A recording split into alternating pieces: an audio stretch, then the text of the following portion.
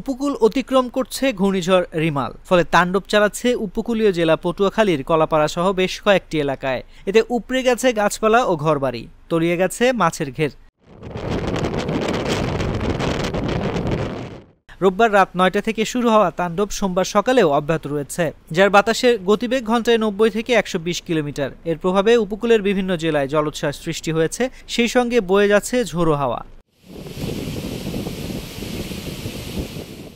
আবহাওয়া অফিসের দেওয়া তথ্যমতে প্রবল ঘূর্ণিঝড় রিমাল উত্তর দিকে অগ্রসর হয়ে উপকূল অতিক্রম করে বর্তমানে কয়রা ও খুলনার নিকট অবস্থান করছে।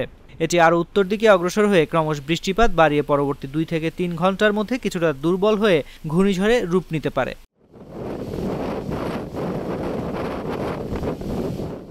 প্রবল ঘূর্ণিঝড় কেন্দ্রের ৬৪ কিলোমিটারের মধ্যে বাতাসের একটানা সর্বোচ্চ গতিবেগ ঘন্টায় ৯০ কিলোমিটার, যা দমকা অথবা ঝোড়ো হাওয়ার আকারে ১২০ কিলোমিটার পর্যন্ত বৃদ্ধি পাচ্ছে।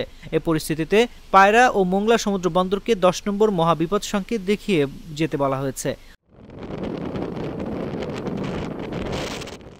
উপকূলীয় জেলা খুলনা, সাতক্ষীরা, বাগেরহাট, পিরোজপুর, ঝালকাঠি, বরগুনা, বরিশাল, ভোলা, পটুয়াখালী এবং তাদের অদূরবর্তী দ্বীপ ও চরসমূহ ১০ নম্বর মহাবিপদ সংকেতের আওতায় থাকবে।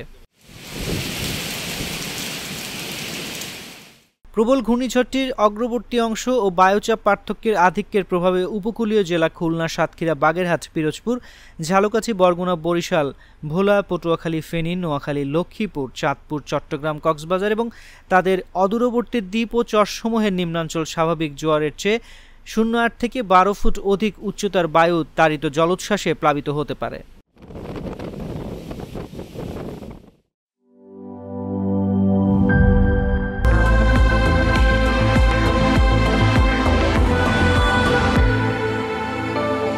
Hurley, be a show stealer.